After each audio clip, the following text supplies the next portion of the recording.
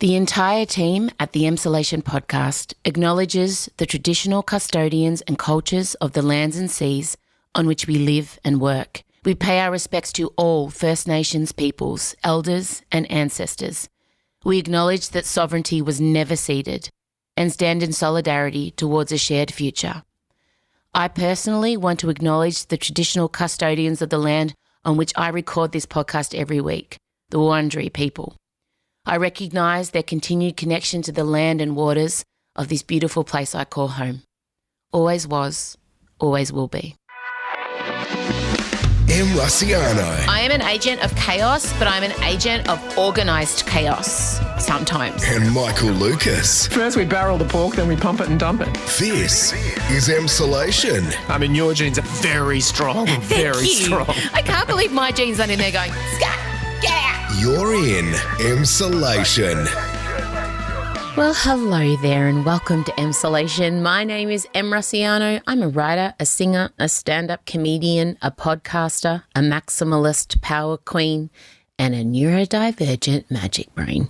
And together with my best friend since I was 11, screenwriter and podcaster, Mr. Michael Lucas, I bring you this podcast every Thursday. And oh my God. So I'm just trying to be all things to everyone and failing, but majorly just failing myself. You know, I go on and on about putting yourself first and cleaning your room first and watering your own garden and putting your oxygen, all that stuff, right? And that in theory is very important because traditionally women put themselves last. And then we walk around feeling really angry and forgotten about and taken advantage of. What? Anyway, I don't even know I was saying that. Oh, right. So I'm sitting currently in my wardrobe right now because Elio's still awake. It's very late at night and I'm recording the podcast at a later hour because it's Odette's birthday tomorrow. And I want to give her the whole day because, you know, it's been a tough couple of years and I want to give her a special time and she's a 15-year-old girl. So that involves piercings and shopping and I just want to really be with her wholly and completely not thinking about work. So what you're about to hear, just know that tequila had been consumed. It'd take us 45 minutes to set up. But I still love it and I'm still proud of it and you all keep showing up. What's our content this week? Oh, my God, the Super Bowl halftime show. I'm still recovering. I've got to keep this short because the episode's so long. And I know you got, like, a lot of you can't listen for too long because you've got lives. But the Super Bowl halftime show, oh, no. It just took me back. I just imagined there was a lot of, say, 35 to 50-year-old people losing their shit around the world and their teenage kids looking at them going, what is going on? It was a moment, a movement. It was an homage, a nod to our childhoods. We talk about that. We talk about ScoMo and his tour of offensiveness, starting with the 60 Minutes interview, then him telling the stolen generation that they need to just forgive what happened to them. God, he's horrible. And why you must not underestimate him. Very important. And finally, it ends on us talking about the Gilded Age and we spend a good 5 minutes trying to perfect Christine Baranski accent. She plays the lead character, Agnes. And you know Christine Baranski. She's amazing. She's from The Birdcage. She's from Mamma Mia. She's been in everything. She's incredible. She's a bona fide queen diva. Christine Baranski. Look her up. If you don't know who I'm talking about, look her up. You'll know as soon as you see her. And she talks like this. I still can't do it. Be still, my beating vagina. Anyway, that's what the episode is. I just love horny period dramas. Do you know what I'm saying? I remember in 1995, my mum was watching Jane Austen's Pride and Prejudice.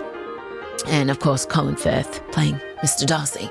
And I think that was the first time I really got it. Obviously, I grew up in Anne of Green Gables. Thank you for giving up the school for me, Gilbert. It's very good of you. Oh, Gilbert. Rest in peace, Gilbert. I love Gilbert Blythe so much. Oh, my goodness. And Diana, her bosom buddy. I mean, Anne of Green Gables is, I need you to understand, imprinted on my soul. I loved that. I identified with Anne, who was obviously neurodiverse, by the way. So that was my first kind of foray into period drama. But I mean, Anna Green Gables wasn't that long ago, but I remember watching Elizabeth Bennet and Mr. Darcy, aka Jennifer L. and Colin Firth, with my mum when I was in, I think, year 10, and just, oh, God, I loved it so much. It was so good. So I don't know. I love a horny period drama. What can I say? Sue me. I'm good. I'm okay. I'm a bit chaotic and scattered. I want Odie to have a good birthday. I feel a lot of pressure. 15-year-old girls are tough. Trying to toilet train Elio and I am failing. That's okay. I'm a woman with my own fucking office now. So do you know what Emsolate is? Oh, I'm on me rant. She's on her rant. I'm on me rant. Who am I? I'm on my rant. I'm going to next week head off into the sunset. Guys, I'm off to work. See you later, everyone. I won't say guys because it's exclusionary. Pals, family, mummy's leaving now. Bye-bye. And you know what else is at my office? Do you know what else I'm buying? State-of-the-art fold-out couch. Maybe I'll stay there. Maybe I'll have naps. Who knows? It's a new era. Expect a new woman. All right, this intro is turning out to be as long as the actual episode. Darlings, thank you for being on the journey. We are trying to lock down a venue for the second birthday extravaganza. Bear with us. Do any of you own a theatre, between 500 and 1,000 seats? We just want it to be kind of small in Melbourne. It's available on April the 9th. Do any of you have any leads somewhere in Melbourne, 500 to 1,000 seats, where we can put on a live show? Let me know. Just email. All right, my darlings, that's enough from this agent of chaos. We didn't go to gymnastics this week. We did not go. He refused. He out and out refused to get out of the car. Thank you for being here. I'm going. Play the music.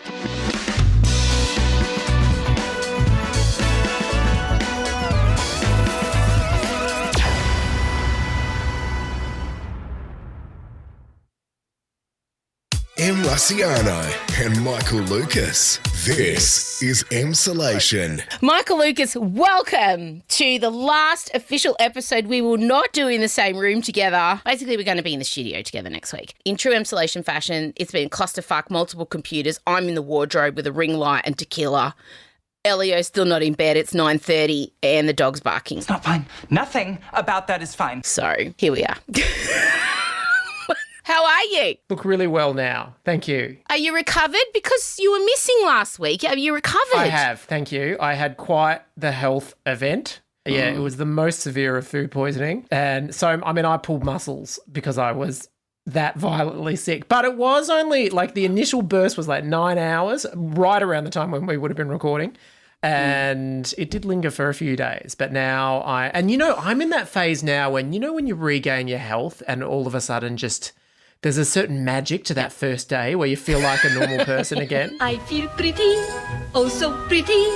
I feel pretty and witty and gay. I was close to having a gin and tonic, but it just feels like a bridge too far at the moment. No, you'd be pushing it. But you're back to farting with confidence, which, was touch and go. You did go for a walk and realise perhaps you were too far from a toilet on Sunday. I did, yeah, that's true. I did have a bit of that, but I'm past that now. And now it's just even...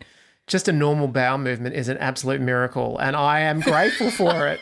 You really do. It's the simple things. The fact... It's a simple thing. I had a coffee.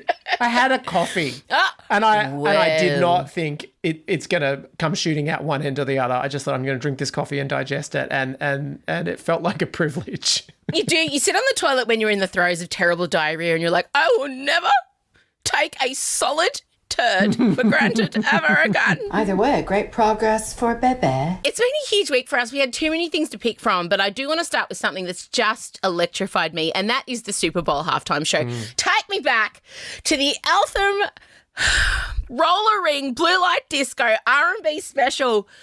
It was my iPod. It was oh my God, it was so fucking good. You should have seen me. Every 40-year-old woman, gay man, perhaps even some straight men, were just taken back to their youth.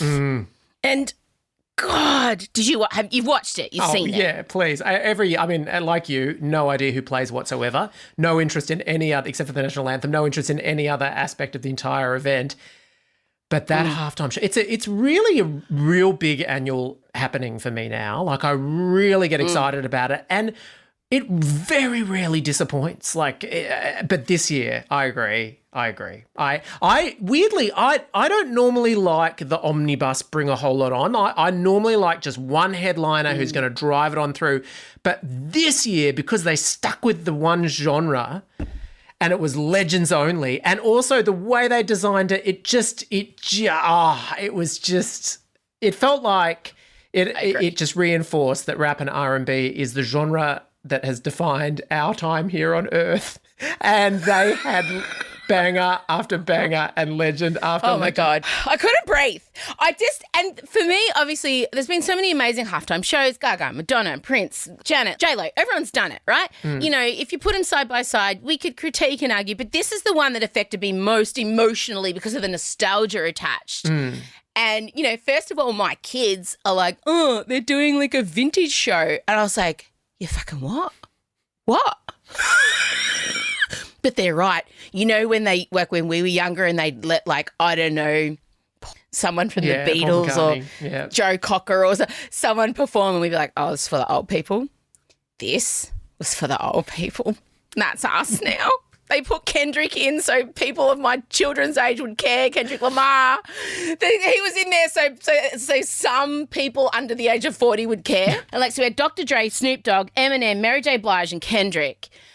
And like the moment Dre rose up in his middle-aged glory behind the white desk and they're in this like amazing set. What a fucking set. It was so spectacular. I thought we were still in the science fiction like video interlude. I'm like, I didn't realise that the actual performance had begun for a second because it looked so ridiculously incredible. And then there was a moment where the penny dropped and I really went wild. Me too. And I was literally going, yes, yes. And then Snoop comes out in his blue trackie and it just, oh, la, la, la, la, la. The motherfucking Eagle Double G. Snoop Dogg. I have to say, if I'm being critical, 50 Cent was weak link. He was the one, like with every other one, I felt like they came on and they were as good as you could have possibly wanted them to be.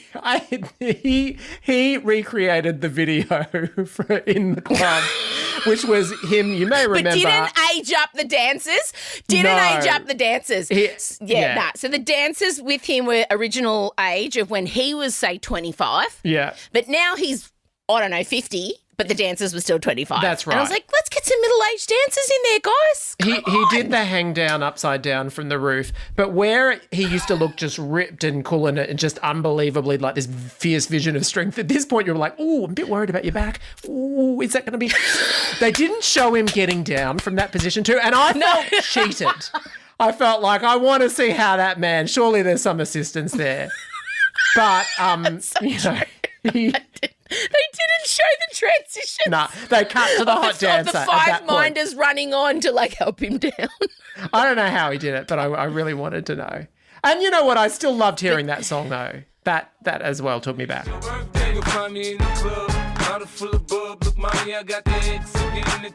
Sure. Yeah.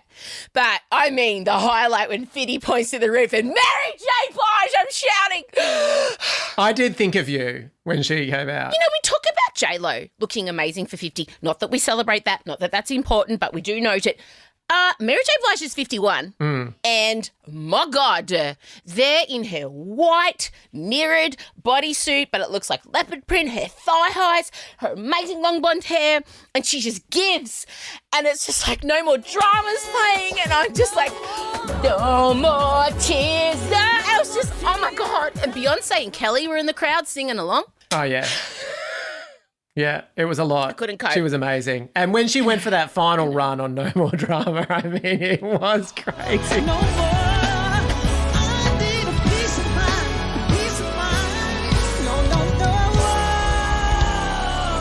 No. I also loved my other favourite Mary J. Blige bit when they cut to her later and she was sitting on the couch. I just love that. Perfect. Well earned, Mary J. So relatable. And then we had Kendrick come out, super cool, amazing backing dancers, and like all the kids were re-engaged again. And then Eminem appears with Lose Yourself. Look. And I was peaking. I was overstimulated. Yeah. I was crying. I was shouting. And then he did the kneel, even though he was told not to. And then they all reappeared again. And fucking hell, I really miss being a young person dancing to this music. At the time, I didn't realise how white I was. I was a South Central West Side gangster. In my mind, at 14 years old, white Italian immigrant's daughter, I was a gangster. One of the most amazing triumphs in culture has been how gangster rap took over the white suburbs of even Australia. Like, I mean, and I know in the past there was this thing of white singers appropriating, R&B and black culture and everything, but these were the actual rappers themselves that we were obsessed with, even though, we were the whitest little... What were we doing at Eltham Roller Rink that made us connect with those gangsters on the street? Oh my God, I think in the end of the day, it was just the music was so good and so unlike anything that we'd heard before. And how it has... Look, I know now I'm sounding old because maybe Chella and Odette didn't agree, but for me, held up. You put on any one of those songs right now, I don't care. You just have to dance. Held up. R&B Fridays still happen on major radio stations. Holds up. I mean, in this house, if you hear like everyone in the house runs. It was a clear black night, a clear white moon, Warren G was on the streets. Oh, we're regulators. We're mounting up. Like, you can't fight a good tune. So anyway, electrifying. If you haven't watched it yet, my God, so good. I concede as well, if you don't have the connection with those acts, it might not be as... And of course, as a gay man as well, obviously, I love my J-Los and I love a crazy dance routine. This one wasn't so much one for the crazy dance routine, but in terms of just classic after classic after classic. Oof. All right, we're going to go away, we're going to come back, and we're going to talk about Grace Tame and a giant bong and Jenny and ScoMo. There's a lot going on in Australian politics at the moment. That's next. Russiano and Michael Lucas. This is Emsolation. Wow, Michael Lucas. Super Saturday has happened. As previously discussed, on Saturday in New South Wales, there were 4 by-elections that took place. And basically that is when a singular seat becomes vacant and they hold like a mini election. So instead of doing the whole country, they just do that area. And there were 4 seats up for grabs, and it was a fucking disaster for the Liberal Party. Let's put it that way. Wasn't great. I love seeing you in Anthony Green mode, by the way. Thank you. This then leads into the ScoMo interview on 60 Minutes. Full disclosure, I haven't been able to finish it. Oh, honey. All this shade, honey. So I'll let you surmise, for people who are wanting our opinion on it, I'll let you surmise the interview that Jenny was called the secret weapon in, but I'll argue, is she secret or is she a weapon? If you announce the secret weapon, then I don't think it counts. Yeah, it was Karl Stefanovic. Oh, how hard-hitting. Oh, my God. How hard-hitting. Asking things like, do you feel our hurt, Prime Minister? Oh, wow, someone get the Walkleys on the line. Anyway. He did. Obviously, it was taken over multiple interviews. So we went to their house, Kirribilli. They made dinner. And intriguingly for me, they served curry with margaritas. Oh my God, okay. Good choice. And I was watching this interview when I was still in the after effects of food poisoning, and that is a hell of a combination. They must have guts of steel to wash down your curry with a margarita. That's you're combining cultures, and that's going to strip out your insides. Anyway, but that's what they drank. I mean, I definitely think there was nothing random about anything that happened on that interview. So yes, I'm sure it was a choice. Was it there to display that they're multicultural? Maybe. I mean, I just felt like that's actually a dish. I don't know. I felt like it was a dish that he could make. And I felt like they thought it'd be fun if Jen knows how to make a margarita, let's do it. For me, the crucial missing thing was, but would you actually have them together? Is that what you would do? Do you take a sip, do you have a mouthful of curry and then wash it down with the margarita? I don't think you do. I don't think it's a good combination. And I love them both separately, I should add. And then weirdly, we interviewed Jenny for a long time. And ScoMo just basically sat there. Like, he didn't really add much. And Jenny Jenny was sort of... Karl gently brought up all the various scandals. Was there a moment when you thought, we got to get our bags together and leave and go back home? Did you get the outcry? Absolutely. Look, absolutely. And I am more than sorry. for if we disappointed. And not if we did disappoint. Which she apologised for, which to me was absolutely surreal because it's like, you're not the Prime Minister, what are you? And he just sort of sat there patting her hand. And that was incredibly odd. She gave her thoughts on Grace Tame. I just found it a little bit disappointing because we'll welcome you into our home. I respect people that, want to change things, stand up for their beliefs and are strong, but I still think there's manners and respect. I want my daughters to grow up to be fierce, strong, independent, amazing people. And I think they can still do that and show kindness to other people and be polite and have manners. Now, this is where I had to stop. I felt like I could just feel you implode internally I felt like a shift in the atmosphere. Stopped it. Of course. I stopped it because imagine deliberately raising your daughters to be polite and well-mannered.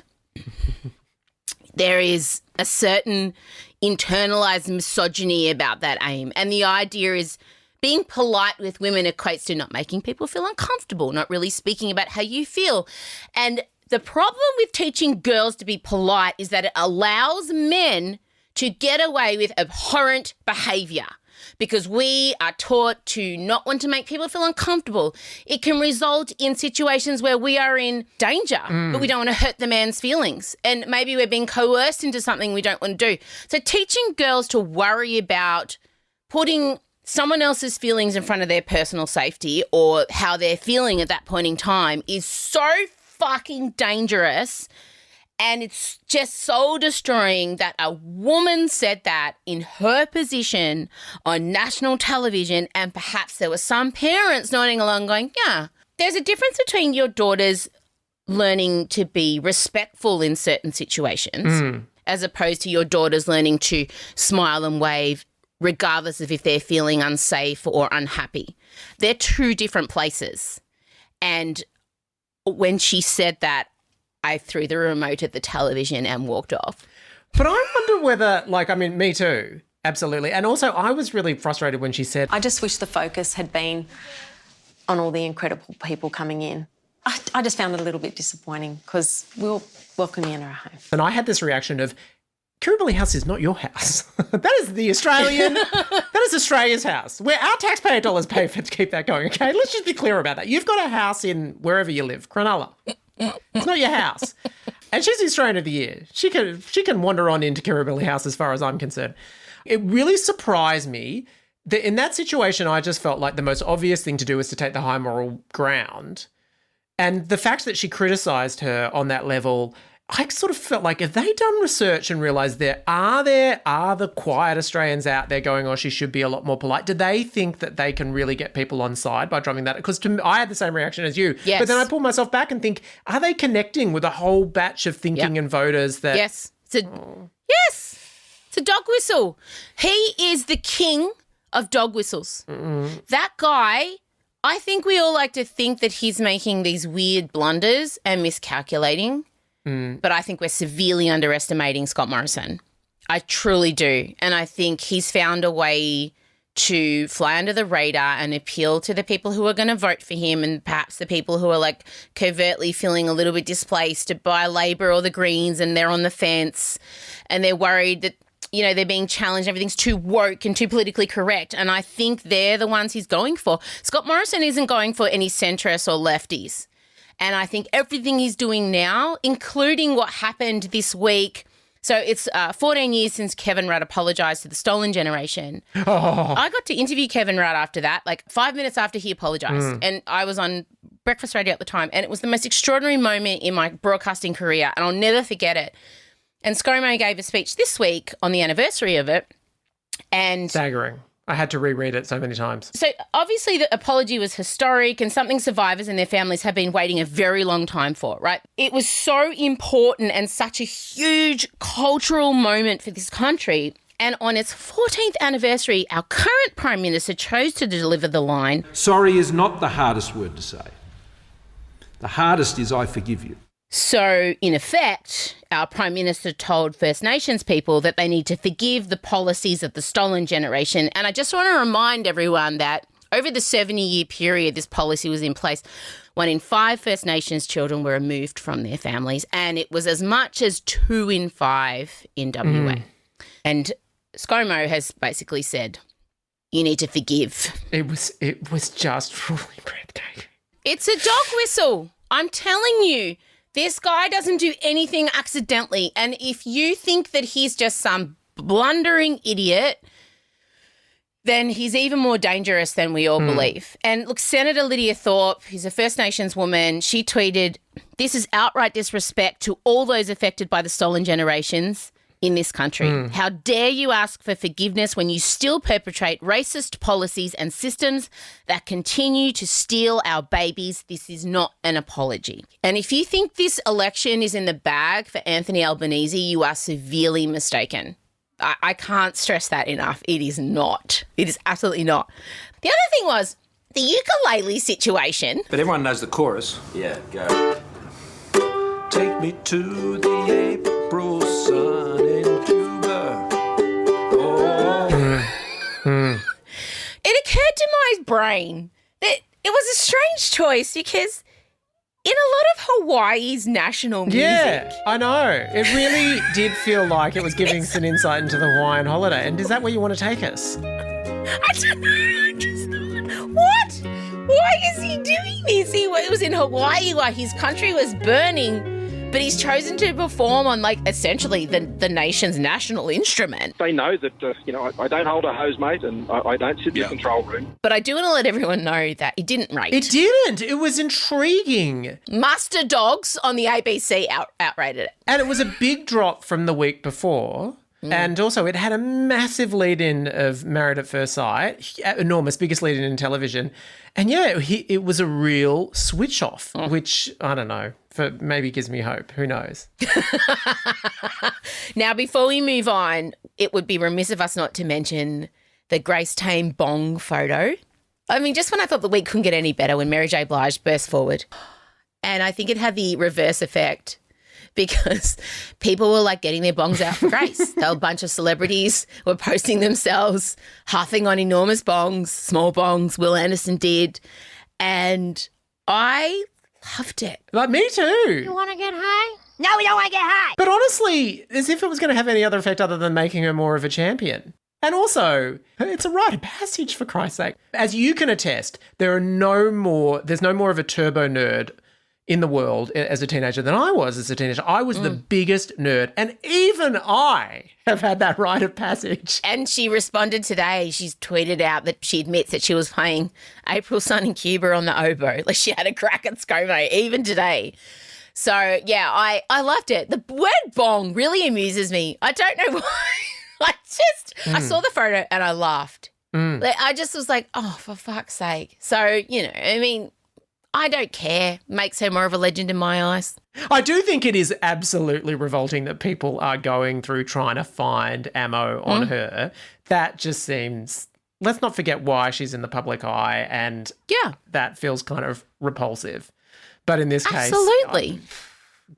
If that's the best they've got. Exactly. M. Russiano and Michael Lucas. This is Emsolation. We've been watching a lot of telly between the two of us, and one show in particular that I read a 1-star review of has captured our imaginations. Michael Lucas, The Gilded Age. New York is a collection of villages. The old have been in charge since before the Revolution, until the new people invaded. Paramount Plus has dropped 3 episodes. It is basically Downton Abbey in New York, 1882 New York. Thoughts and feelings on The Gilded Age? I feel like it's one where you have to divide your mind, because it's like, how would you qualify it artistically and as an artistic achievement, and then how much you were enjoying it?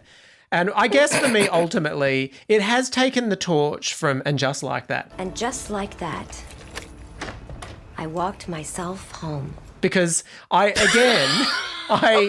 it's not that I think it's this brilliant show, but I am enjoying it so much. So much. I mean, I knew that Christine Baranski that's a big tick from me. I take that as the highest praise. Her I would love, and basically several people. Carrie Coon I love, budget Oscar Isaac. The biggest feeling that I have is this the real sign that we've gotten old? Because I do remember my parents being really into like period dramas.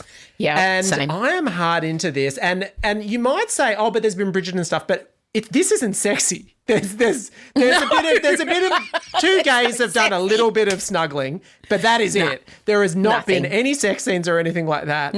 So I'm just in this for ladies swishing around on staircases, saying ridiculously theatrical lines. Why don't we just go outside and roll in the gutter? It will save time. And very stilted scenes, one after the other. But I am, and I suppose that the last thing I'll say about it is, the chief drama in it is that the phenomenally rich new money family, will they be accepted by the old money family? And at the end of the day, why the fuck would anyone care? And yet I do. I do care. I'm in. I want that Carrie Coon character. I want her to host her daughter's debut into society into a film ballroom. Yes, Mrs. Russell. Here's the basic premise. We meet Miss Marion Brooke, a.k.a. Louisa Jacobson, a.k.a. Meryl Streep's youngest child. Which took us far too long to figure out. We'd gone literal episodes without realising that. And there is a strong physical resemblance too, so I don't know how that happened. I know. Now, her father's just died and left her penniless, so she must go live with her wealthy aunt, Agnes, aforementioned Christine Baranski. Hang on, I've got to get into her character. Hang on. She's up in her nose, up in her head. Why don't you just stab me in the heart? Yeah, I don't know. Sounds like she's popped an Ambien in that telling of it. She's very baritone, isn't she? Isn't she just like, I can tell. No, wait. It's more like, because she doesn't have the she doesn't have enough people. Downstairs. What are you doing? This is our worst effort yet. No, we can do it. At 10 to 10 trying to imitate Christine Baranski. What are you doing? I've got to get her up. Why are you doing some sort of European accent? She's American. No, but she has this nasally, people are listening, cacking themselves. Christine Baranski has this nasally, what I was sitting on the toilet before and I was nailing it. New York is a collection of villages. We've been in charge since the evolution. She talks like that. New York is a collection of villages. The old have been in charge since before the revolution. Until the new people invaded. Now you do it. No, I'm telling you. New York is a collection of villages. It's been like that since the revolution. No, I'm doing a weird thing it's too. more Adrian can do it really well. He does wander around the house doing it. No, but it's more like, can somebody ring for tea? Like that. She does that. Yeah, she's got this innate nonchalance in her voice and she delivers everything like that. She's like, you're going to the Russells for dinner? Why don't you just stab me in the heart? Life has taught me one thing, Miss Scott. If you don't want to be disappointed, only help those who help themselves. Yeah, she's amazing. And there is, and of course, she's just born to play it. And I have heard one interview where she's like, and I, in fact, do come from one of the most celebrated families that is featured in this series. So she is, in real life, a descendant. Yes! She's amazing. And then Cynthia Nixon plays her sister Ada, and Cynthia Nixon talks like this the whole time. Agnes, I don't know what you're doing, but I think we should help the servants go and have a nice dinner. And she sounds like she needs Ventolin the whole time. All we both want is your happiness. You may disagree with us, but that is all we want. Carrie Coon also does get to do like power talk, a bit like Agnes. Like she's like, I will decide who comes to dinner at my own house. And That's exactly it. You did it. You fucking nailed it. Why don't they want to eat in my ballroom? What, is my money not good enough for them? Well, fine then. We will sink them and we will have our own party and we will dance on their graves. I don't bother with them. It's truly terrible. It literally got 1 star in The Guardian. I think that's harsh because I genuinely, the plot has got me in. I do think there are really good plot elements, and the fact that it's got me in on this basic dilemma of can the new money be accepted is pretty good. So I'm going to give it more than... than just 1 star. I do think it's worth more. I mean, it's so fascinating that I love that everything that you're watching is self-avowed, like you're not watching anything that's a masterpiece. It's all, and I think we've been in this golden age of TV, particularly TV drama, where TV's just getting more and more cutting edge. But I think what 2022 has shown us through And Just Like That and the golden age and everything is, in actual fact, you can bring down the quality a few notches and we'll be just as obsessed, if not more so. More. 100%. Lower the bar. Up the costume budget. I'm in. We were raised on 90s television and that there was a ceiling on how good that television was going to be, and we find that territory really engaging. X-Files was as good as we were going to get in that stage, and I loved it. Melrose Place. Also, 2 Australian men in Gilded Age. Did you know that? Yes. Harry Richardson and Thomas Cockerell. Good for them. Good for them. Oh, really good for them. That's going to be that show is going to run for 7 years. There's no doubt about it. It's going to sit there on HBO and they will do incredibly well.